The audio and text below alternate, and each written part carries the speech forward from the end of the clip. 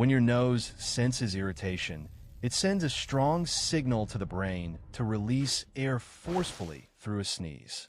When you block a sneeze, the powerful air pressure has nowhere to escape and becomes trapped inside. This trapped pressure can travel into the sinuses and inner ears, creating sudden internal stress. The sudden pressure increase can strain small blood vessels, causing discomfort or sharp pain. That's why allowing a sneeze to release naturally helps the body clear irritation safely.